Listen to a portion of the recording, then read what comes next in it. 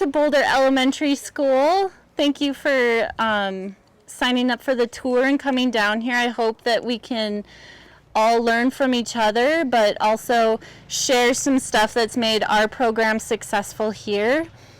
Like I said, the bathrooms are in the door here to the right, and they're off to the left.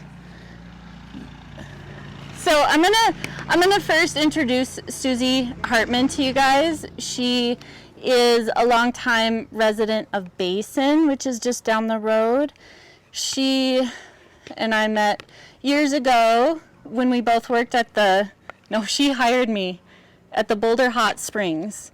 And the Boulder Hot Springs has done local foods forever. But she's also a small business owner, a mom.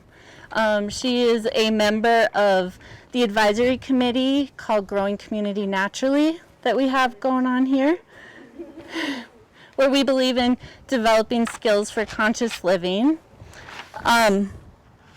She is also, after we graduated Food Corps from our site, she was our first farm to school coordinator after Food Corps. So that's Susie Hartman. So introduce Rochelle Hesford. She's my friend, she's a mom, she's a wife, and she does a lot for the community of Boulder. She is kind of the head of all things coming out of the school as far as local food and a lot of community development stuff. She writes grants for the school and is the head of the 21st Century program here that runs the summer school and after school program, and helped to establish farm to school here and get the Vista and Food Corps and all that stuff into the school to kind of revamp the kitchen and get the kitchen back to actually preparing food rather than just warming food up. And so, she's involved in a lot of things in our community and helped start our little grassroots kind of group, that growing community, which we do a lot of different things. One of them is the forest garden that you're going to see later today. So she was one of the people that helped start that. So she and I both have our permaculture design certificate, so we do try to think in that way with some of our projects, and try to think of design and holistically. So she gardens and she's into medicinal herbs, and both of us are. So we have a lot of fun. So before we start, I'm gonna have you guys just do a little activity using your senses.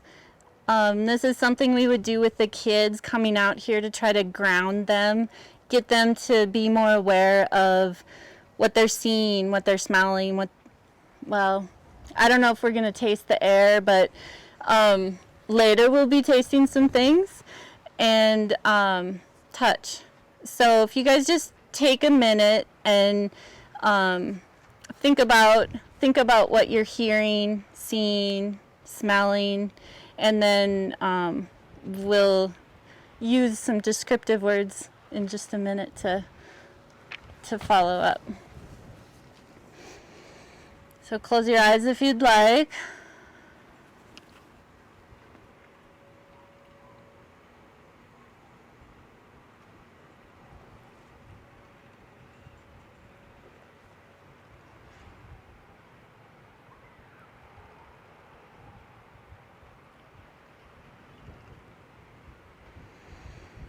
Take a few deep breaths.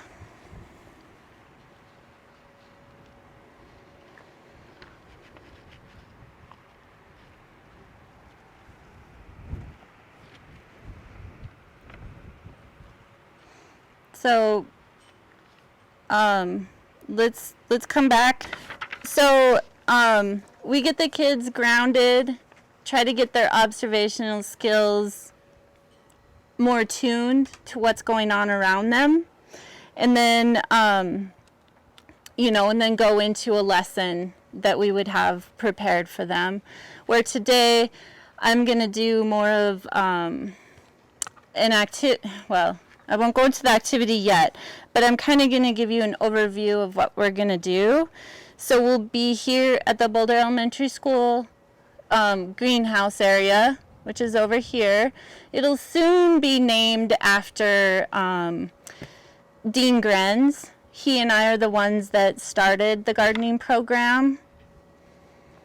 In 2000, we're trying to go back to at least 2004. We started this program together as a service project for the kids. We'd go to local elders' houses and garden for them, and then harvest for them and knock on their door and sing them songs, or, you know, whatever we wanted to do that day.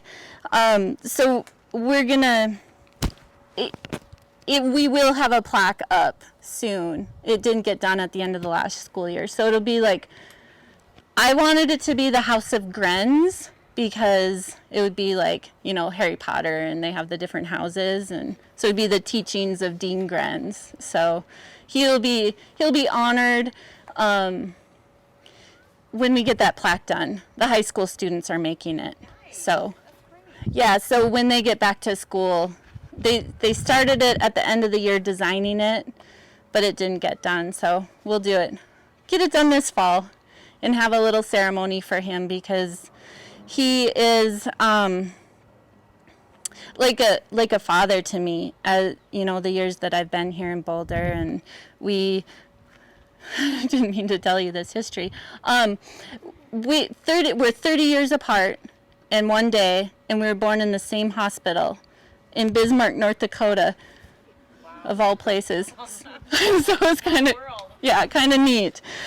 Okay, so I'm going to talk you guys through kind of a little bit of our history, and then we're going to do an activity. I'll break you into groups and do an activity in the garden, and then we'll go to the forest garden and do the same thing there. We'll give you a history, kind of how we made it happen, and then do an activity there. And Susie will lead that piece of it. So I'm going to ask you guys to raise your hand when I ask you a question. And then I don't want you to put your hand down, okay? Because I'm going to ask another question. Whether it's true or not, the second and third question, just keep your hand up. So, okay, so raise your hand if you like to garden. Okay, raise your hand if you like hiking. Raise your hand if you like to bike or run or fish or hunt or camp. You guys, we have, look around, 100%. Okay? I knew.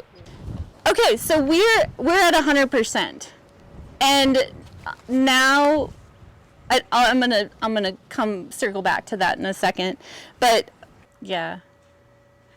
My favorite lately has been rock hounding, but I broke my ankle in April, so things slowed down for me this summer. Thank you guys for sharing.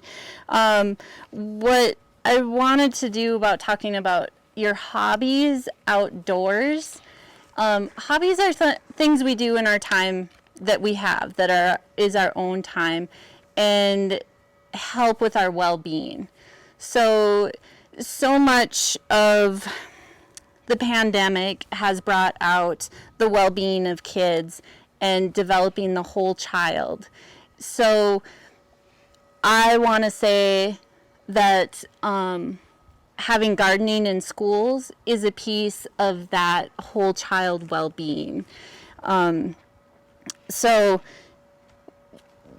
with them being able to be here and hands-on and grow their own food is, I think, important for them in the long run. And it's important for them to develop these and dive into their interests so that they can carry them on to adulthood and get back to that well-being, you know. I think the outdoors offers that and is an important piece of a child's education. So our school here has been able to adopt that and be able to integrate it into the classroom. So So I'll tell you a little bit more history. I told you a little bit about Dean Grenz, about starting gardening. I will also tell you, I did everything I possibly could outside of the school day and was influential in that way. And I still wanted to do more. I wanted these kids to be able to have these experiences during the school day. So that's what connected me with Food Corps. You guys probably are familiar with Food Corps. You are. So by connecting with Food Corps, I was able to take that and integrate it into the school day and into the classroom and into policy and make the programming more sustainable. So through Food Corps, we integrated into the school day, and then we created Growing Community Naturally, a group of local people that were also interested in the same things, for local foods, but also community education. And so it wasn't just focused on the kids. We were focusing on the whole community then with Growing Community. The Food Corps helped bring that group of people together, and trying to remember the last year we had Food Corps, 2016, and we're still moving strong, although the pandemic is a wash. Like things stalled, but before then, of course, we were able to transform our kitchen back from just heating up things to cooking from scratch. We were able to get a salad bar and have choices for kids. We brought the Department of Defense fresh fruit and vegetable program, which those two seem oddly paired. But we still do that to to have kids try new things, I guess, through that program. Is there any other schools here that run that? There's a few. Great. Okay, so then we graduated Food Corps, and we had to figure out a way to keep some things going. Like, I say this because it's minimal compared to having a full-time Food Corps service member, to being able to have somebody come in, Kind of 1 day a week. Yeah. But by that point, Food Corps is done. We, like I said, integrated it more into policy, and hopefully some of the teachers were integrating it anyway into their classroom. But it's easier for the teachers to have somebody come in and do Harvest of the Month or the nutrition lessons, or bringing the kids out to the garden. We also have the summer program that is for 6 weeks. So we're able to plant the garden and still care for it, and then harvest and use it in our kitchen for the summer program. Not all schools have that, and I know not all schools have the 21st Century program. I was able to include the garden coordinator as a position and fund it through 21st Century. So anyway, there's of course challenges in any of these models when we're trying to get gardening into schools, especially with little funding. So I know I was trying to look at my audience to see what would be most beneficial for you guys, and I kind of was coming up with sustainability as a piece of the puzzle. Probably the most difficult piece of any project that you work on is, how do we get it to still be there if I left? You know, like, what's that going to look like in the school? So I would, I'm sorry. I'm easily distracted. So one of my favorite, I guess, businessmen, I'm going to forget his name, Simon Sinek.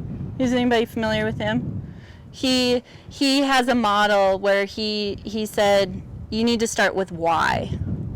Why are you doing this? People don't buy your product. They buy your story, basically. So if you have a good story and you develop that story and you lead with that story, that is what's going to help with that sustainability. I know that's vague and it sounds like this big dream, but it's true. Because then if you have that person or the group of people that are interested in this and want this to keep going or want to integrate it, then when you lead with why this is important for the school, for the kids, for their future, for their well-being, that is going to have people want to support it because that's important. So who are the stakeholders in your school, or who are the stakeholders in your organization that make those decisions? I go right to the school board, you know. So you attend every meeting and it's something on their radar all the time, you know, like we just got a new superintendent this year, and you know, so I get to help train the new superintendent on what we have done in the past and why it's important for the future and why we keep that around. Of course, with sustainability, you can talk about the funding and grants. Okay, so a lot of this, our growing community group is all volunteer. And you'll see what we've done when we go over to the forest garden, all on volunteer time. But it's also hard to ask that of people all the time. So we have resources through grant funding. I don't know, you guys can raise your hand if you think of other things. The grant funding actually helped get a water line to the greenhouse area, because we were going to be asked to move out of our garden, and they were selling the garden area, and I didn't know if the new owners would donate it. So I set this up. The school did the fencing and helped build this area for us. So that made the gardening program sustainable right there, because we weren't relying on a donated space. We brought it in, and it's right here on our playground.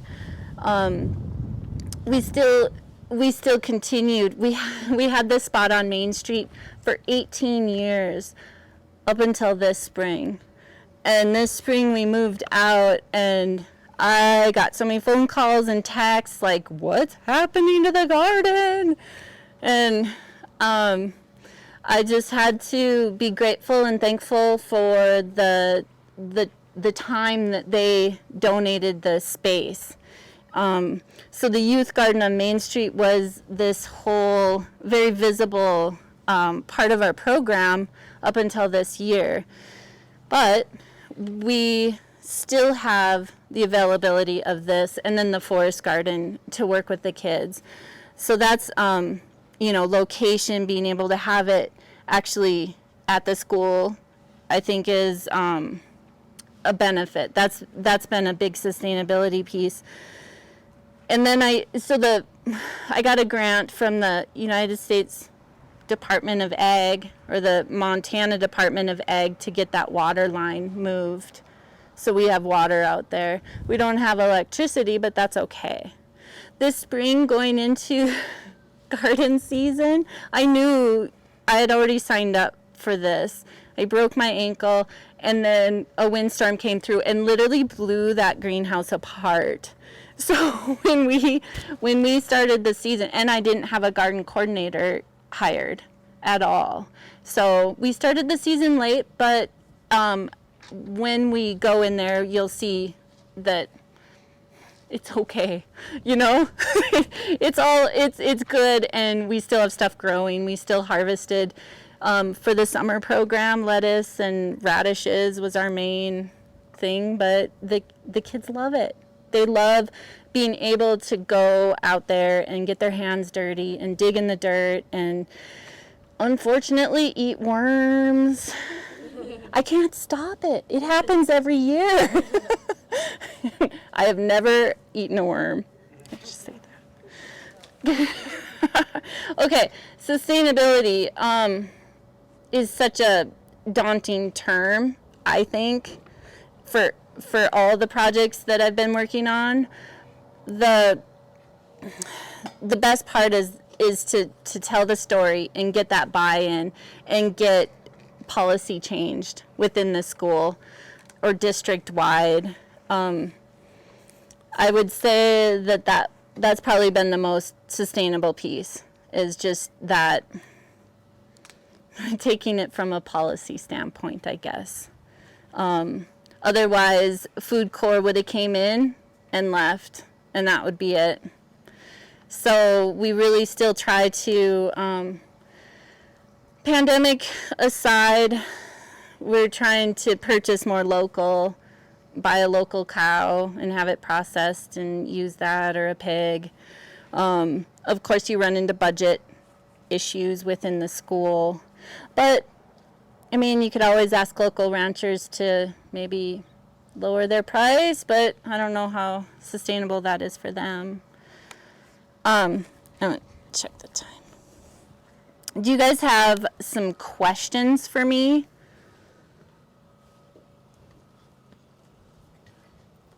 How many students do you have? Okay, kindergarten through 8th grade in our school, we have 160, 180 kids. And in the summer program, I had 75 kids this summer. Yeah, it was wonderful. And yeah, so we had 5 teachers with 15 kids each. It was a great summer. I think everybody was ready to get out and let their kids do stuff, even though it feels like the pandemic's over, but it's like school's starting and it's ramping up. Other questions, ideas? We have a lot of nutrition students. Good. That's good work. So is this school K-8? Okay. Yeah. Kindergarten through 8th grade. And I was going to set up a canopy, so I apologize if the sun's coming around. And Is there a separate high school? yes. Yep. We have a 9-12 high school just right over there. Do they have a garden there as well? They have, what's the garden they have over there? It's perennial. They have like a native It- tree or Yeah, native garden. have everything identified and stuff. And they have the same food service program, like the food is prepared here and shuttled over to the high school. So when we do have local food that is available, they have an open lunch so the kids can go down and have fast food or whatever they want, but that food is also available to the high school. So like we've had times where we've had a whole cow processed, from the local valley. They had posters made like, where did this food come from? And it's a picture of the rancher and a little bit about him. Or there was even a picture of the pig with posted at the high school too, So I don't know how much attention it gets from the kids over there, but we're trying to kind of bleed over into the high school too. Yep. And then Basin Elementary also gets meals from us now. So they're 8 miles down the road, and it's all prepared here. A Head Start. So all the and we're gonna dive more into making that a priority. We're I think keeping our head above water. I know I can speak for all of us during the pandemic. We're just trying to make it through. So any other, yeah. Do you still have a farm to school coordinator and a garden manager? Mm-hmm. And are they two separate positions? Yeah. The farm to school, Susie's gonna step out, but we already have somebody that is gonna come in, and she was training under you before the pandemic. Yeah. So now we'll jump back and hopefully get her in, because we're trying to go back full time and to regular schedule here for this year. And like the coordinator position is through the school? Yes. It's paid through general fund. It's just a stipend. Yep. That's how it was set up, just like they do their coaches and things like that. Okay. Yeah. And that was something the school, even pre-pandemic, when their budget is a little bit narrow. Now we're having money that we have to figure out what to spend on. But that's not sustainable either, because we have to have it spent in 2 years. Yeah, I mean, okay, so I'll move on if there isn't any other questions, but feel free to ask questions at any time. Okay? So now, did I miss anything, Susie? Okay. So now we're going to take you through an activity that we would do with the kids in the greenhouse area, but it is fairly small in there for all of us adults.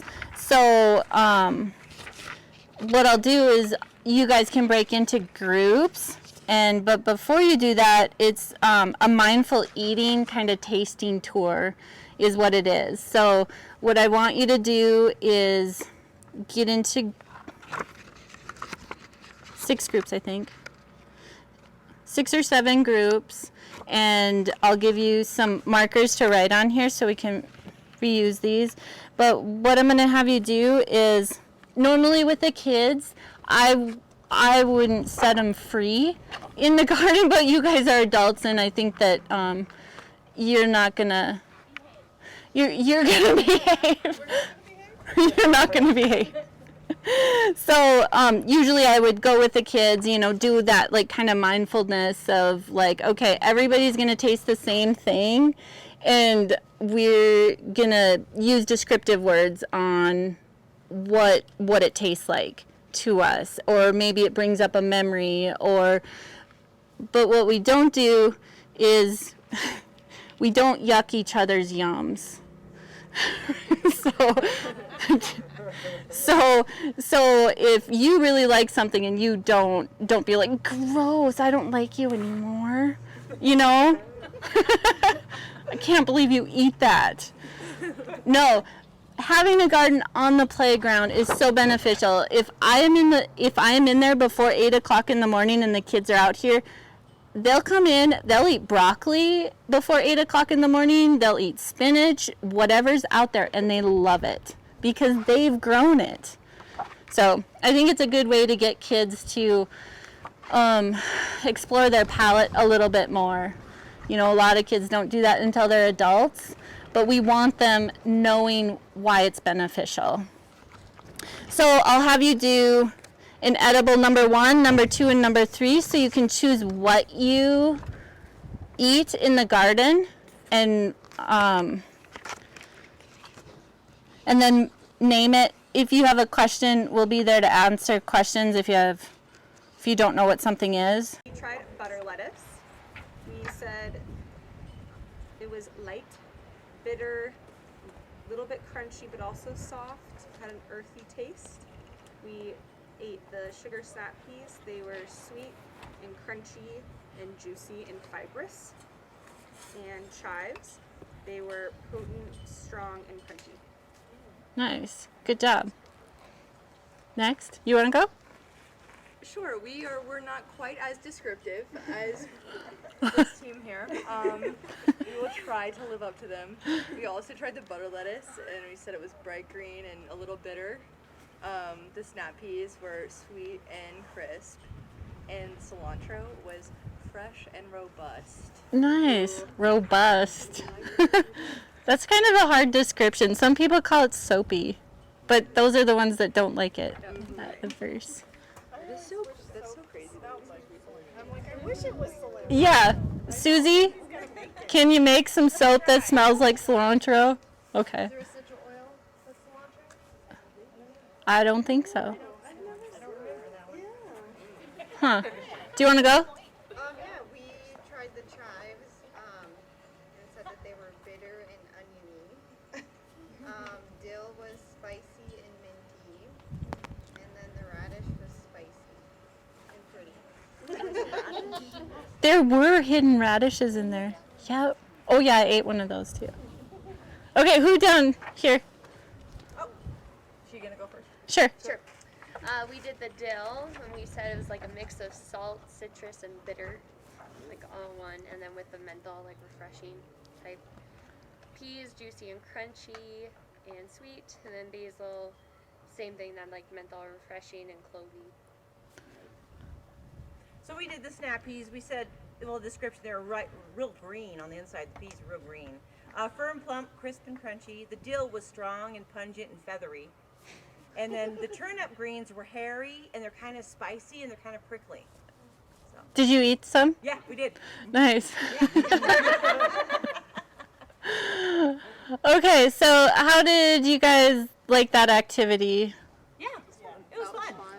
Yeah, so that's, I mean, kind of you'd have to have something growing. I'm going to wrap up here too, and you guys run to the bathroom, but one of the favorite things from the kids leaving the garden was being able to eat rhubarb at the end and chives. So I have to say those two things are the kids' favorites. They will reach through the fence and grab handfuls of chives.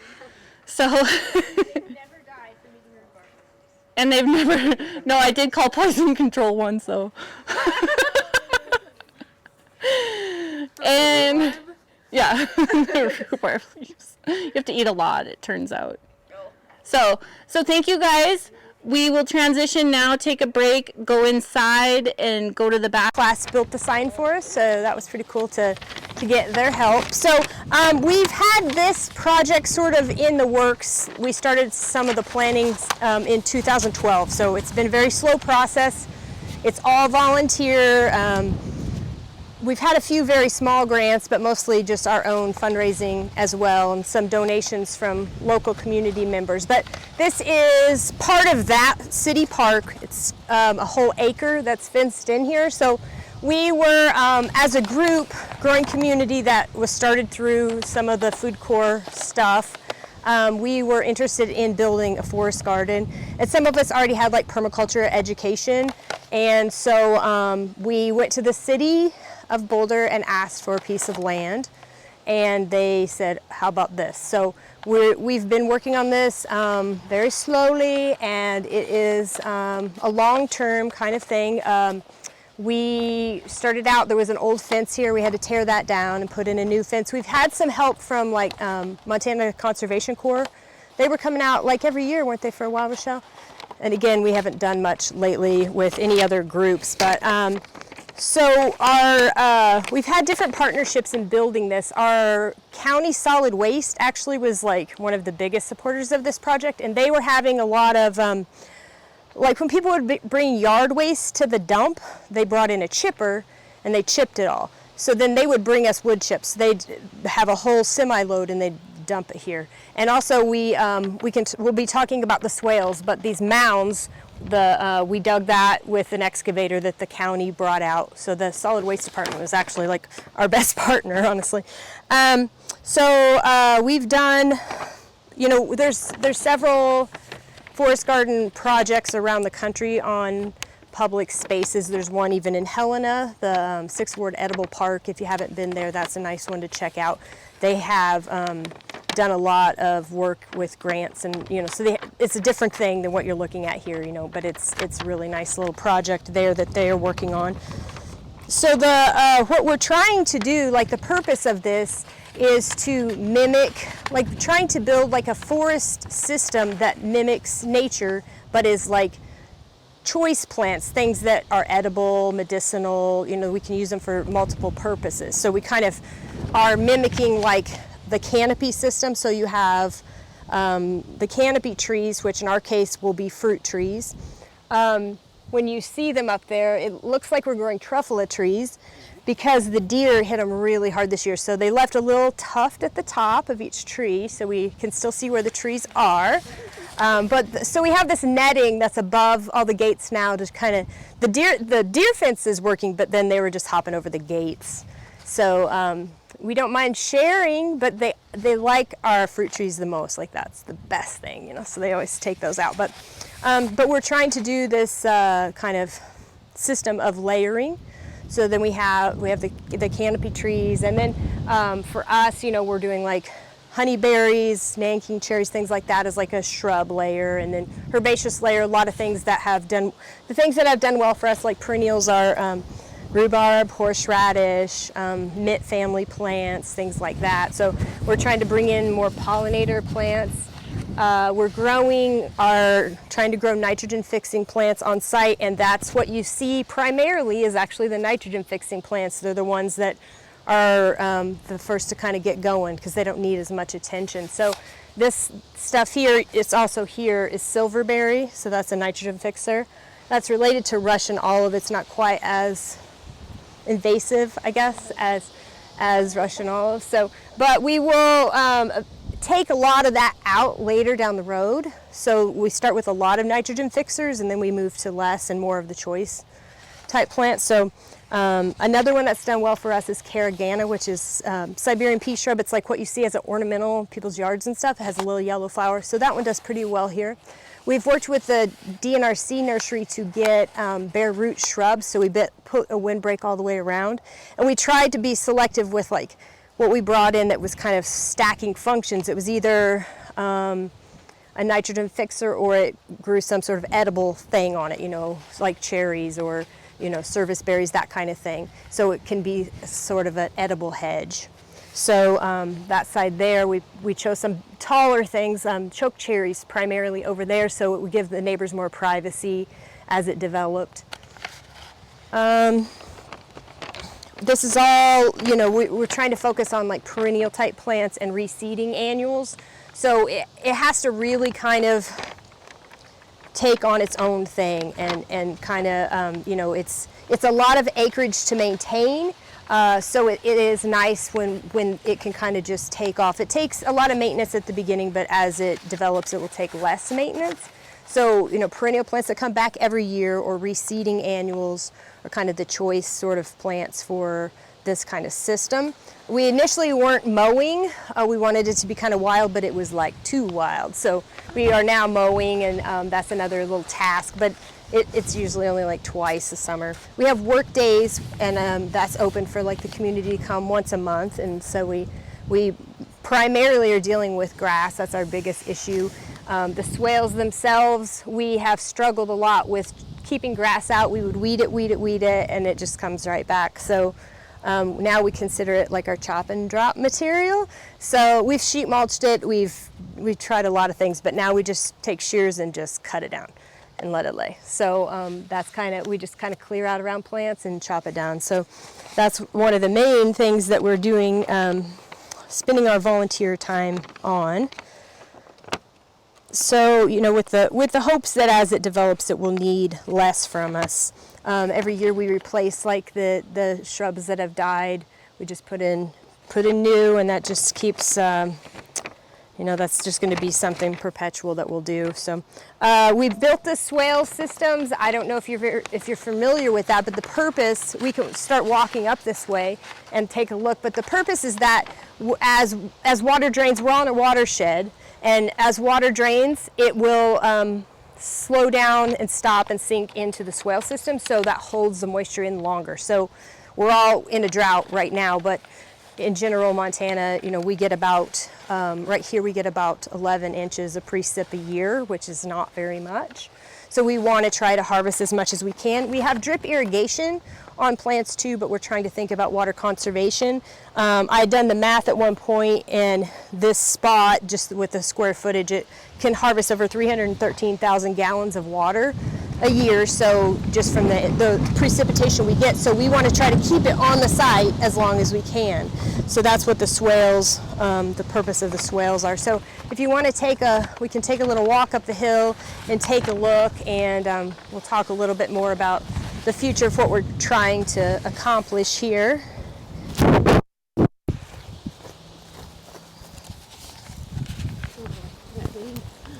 See if I can get it. Maybe.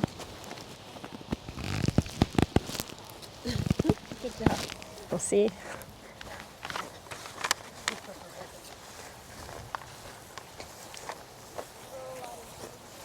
Where did you get your permaculture?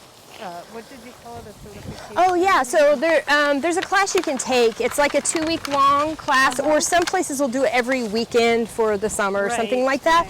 I went to California to Quail Springs, permaculture 2010, and I read Gaia's Garden. That was the first permaculture book I ever read, and it kind of started that process. But so there's quite a few places now that are offering the class. Yeah. I did mine all online. Oh yeah. Yeah. Oh, and once you start learning about permaculture, it was an addicting topic because it's all fits right into being conscious of what we're doing on Earth. Yeah. Intentional design, basically. Yeah, exactly. So do you guys know what permaculture is? So I describe it as a perennial-based food system. So, and then this is open to the community. So this is just community-based food system. Yeah. So, and more than that too with permaculture, it's a design system. So you can look at city planning, you can look at anything, and kind of think of it in terms of permaculture and like efficiency and like placement of things like that. So, but yeah, in this instance, so we want this garden to be available for the community, the school kids, and down the road, the goal would be that they could come and harvest apples or things that are in season, and then also they could take plants, like things multiply, and so you can thin things, and people can start their own thing in their yard. So they can harvest seeds, they could harvest plants, that kind of thing. And do a similar thing in their own yard. So, the swale system basically here is it's on contour. So if you think of like a topo map, you have those contour lines, and that shows what's level across the landscape. So we use a tool, and we went level across the landscape, and we dug a trench. In that trench, we cleaned up the property. There were down cottonwoods. Cottonwoods blow down all the time. And we put them in the hole and we buried them. So it's, if you've heard of like woody beds or hugelkultur beds, so that's like where you have decaying wood, and you build a mycorrhizome environment in that, and that like attaches to the roots of the plants, and so it allows the plants to harvest more nutrient, and it's kind of like that's kind of the internet of the natural world is mycorrhizome stuff. So that just gives it like a good place to live. So we did that, and it also cleaned up the property.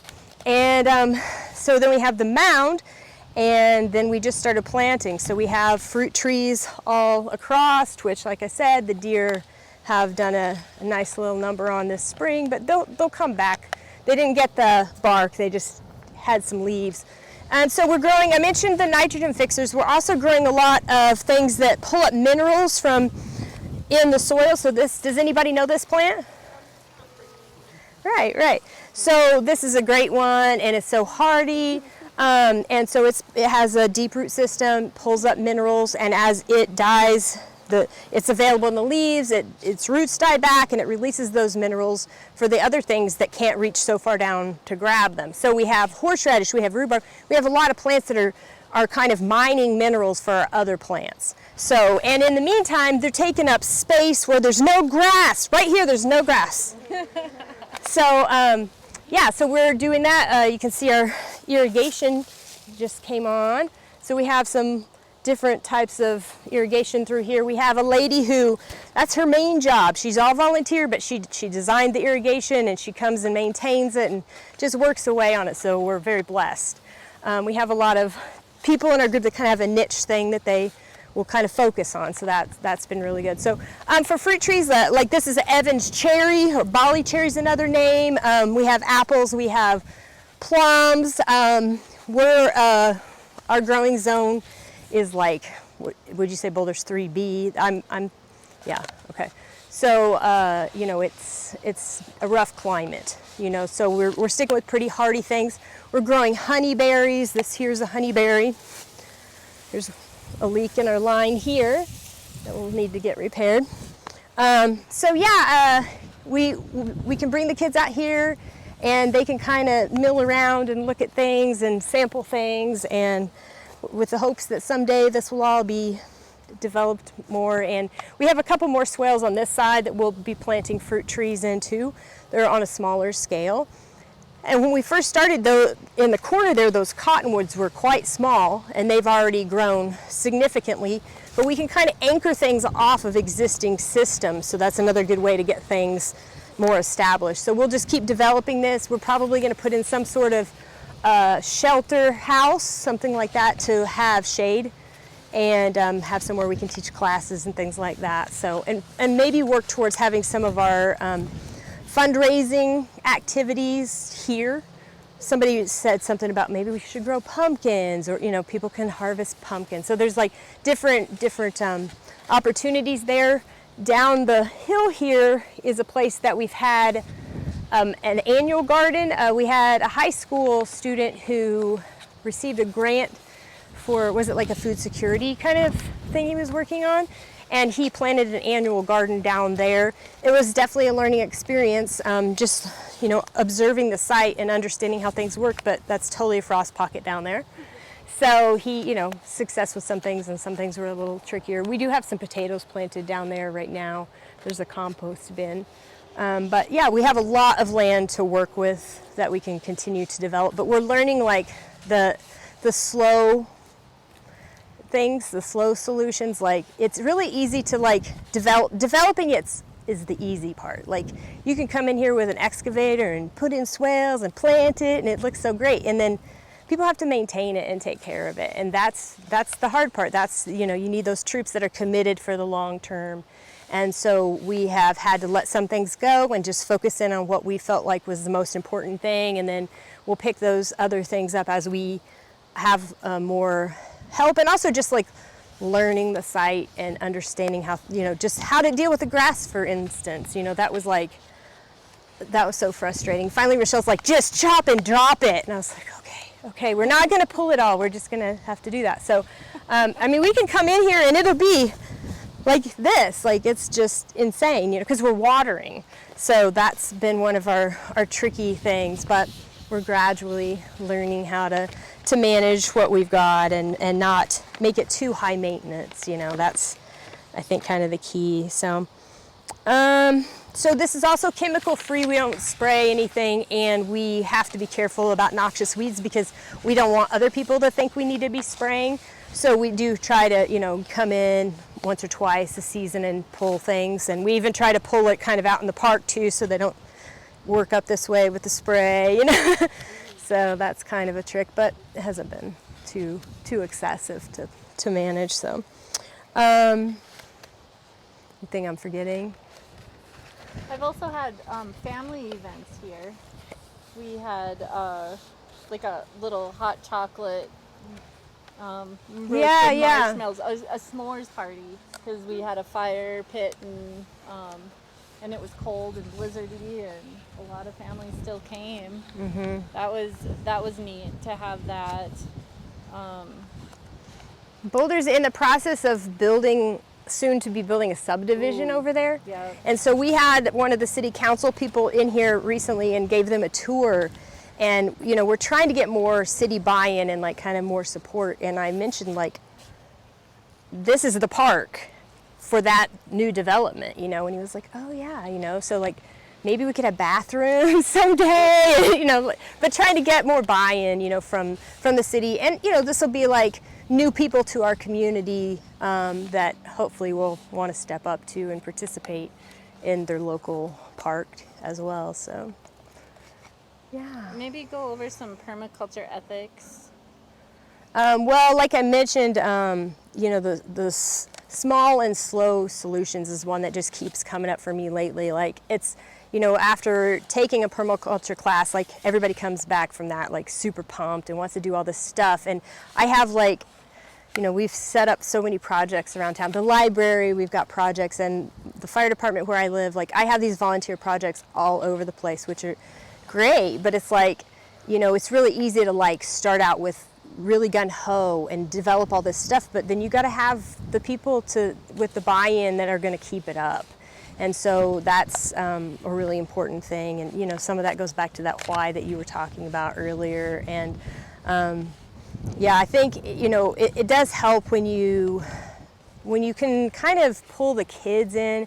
That helps to pull the parents in as well, you know. So when the kids can come here and sample things, then they're like, oh, Mom, we went to this park and we should go over there, you know. So I think that is like a good avenue to sort of introduce it to more of the community by having the kids here. So When we try to do classes here too, permaculture, basic permaculture classes, or write articles for the newspaper to have that awareness in the community too. Yeah. Does anybody have any questions at this point? Yeah. You mentioned you went to the city and said, hey, can I have some land? And they said, yep, here you go. Was Yeah. it really that easy? On some level it was. Like they weren't really, you know, they're like, what do you want to do? And we were like, oh, it doesn't really have to be like that great of property or anything, because we can, you know, try to build soil and you know, do all the steps there. But, you know, because it's such a small community, that's why it was easy. Like I was involved with developing the Helena 6th Ward Park, and it's a whole different ballgame, you know, it's Helena. And, you know, they did come up with money and support, but like you had to definitely promote the idea a lot more than you do in small communities. I think you really, that's one advantage to having a small community is, you know, we showed them a presentation and told them, you know, other cities are putting these in, we think it's a great idea, and they were pretty much like, okay, just basically like, you got the land, but that's all we can do Like, for you, get your you own know. insurance. Yeah, figure it out, you know. So, and that was okay. We were willing to take what we could get, you know. But we do want to, you know, we really want the city to see this as like a viable thing, you know, like this is a worthwhile endeavor. It's not just like, oh yeah, they wanted to start this, just let them have this little thing, you know, to appease us. But like, no, like start promoting this and like, you know, getting the other people in the community to value it as well, you know. So I think that's kind of where we are. And the, you know, the city council, the people have changed over in the city council, and you know, I feel like there's people there that are a little more, I don't know if like-minded is right, but maybe a little more progressive thinking and like what would be good for their community. So I think that we will get more support as time goes by, hopefully. It is a big job, especially when it's like, I would say we have kind of 6 to 8 like regular people. You know, it's not a big group of people, and most of those people are 60.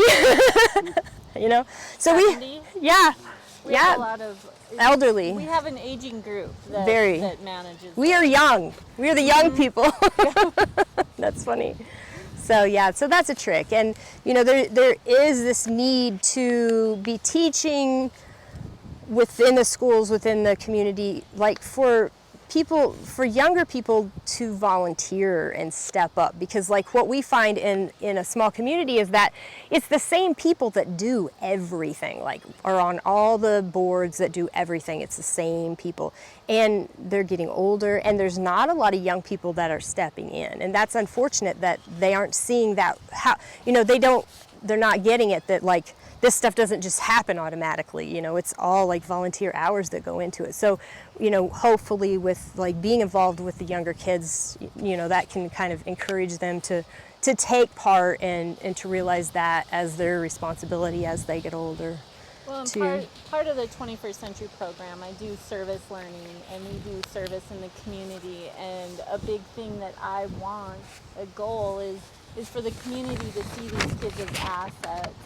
And part of that is having them in the community, having them doing service, and instilling that in them. So when they're adults, hopefully wherever they settle, they'll help do something, volunteer-wise.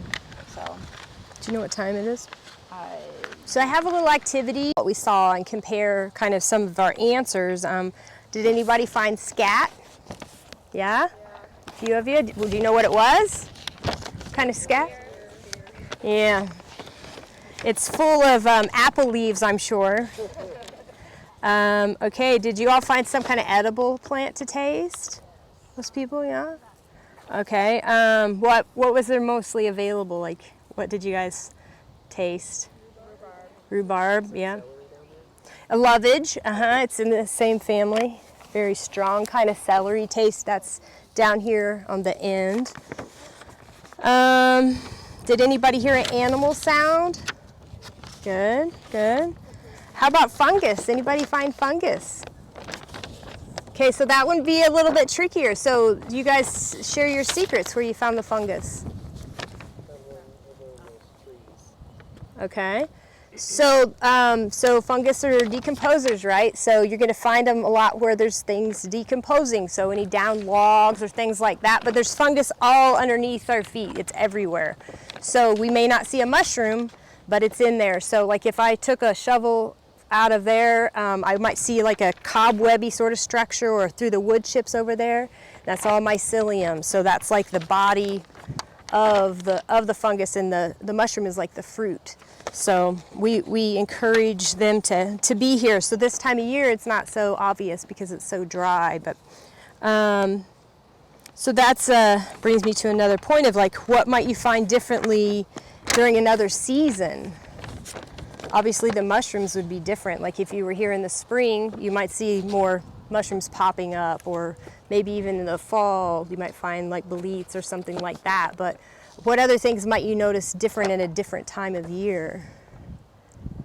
Some of the berries, like the honeyberries and the Nanking cherries. Yeah, there'd still be fruit. So there was a lot of Nanking cherries over there, and the birds have finished those off now, So the fruiting season for the berries is all over.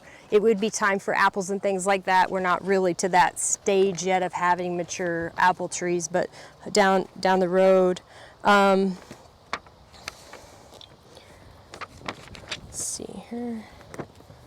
So what do you think of like collecting items versus like leaving the items as you do something like this? I think that is a good idea. So we want to also like encourage the kids like that it's okay to harvest things too. We don't want them to have this fear that like we can't do anything in nature because we're going to mess it up. So there's that balance, right, of like of being responsible in nature and interacting with nature. So we might be able to like give the kids some like ideas of what that might look like, harvesting and things in a more like responsible way, but feeling that we are allowed to participate in it. So some things we could think of is like in the wild, for instance, harvesting plants where you see a multitude of that same kind of plant, and then we're going to leave a lot of the plant. We're not going to take all of it. We're just going to take some of it. Harvesting invasive species. So there's a website called eattheinvaders.org, and it's totally focused on eating invasive species. So like that might look like carp in the Missouri River. They would have like how to do that and recipes, things like that. So there's a lot of things that we consider weeds that are actually useful plants. So you can harvest those to your heart's content, and nobody will have a problem with it. Collecting flowers, fruits, and seeds on perennial plants is usually not disruptive to them. They can handle that. They're well established. You always want to leave a little bit. You want to be more selective with harvesting annual plants, and like I said, maybe just taking a third of the plants or something like that in a given area. Mushrooms are fun. Morels are a good thing to harvest, and one of the keys with that is that you carry something where the spores can fall through. You wouldn't carry like a plastic sack, you carry like a basket or a net bag so that the spores can shed onto the ground, and you're basically seeding them throughout the forest as you walk around. So that's kind of a cool thing.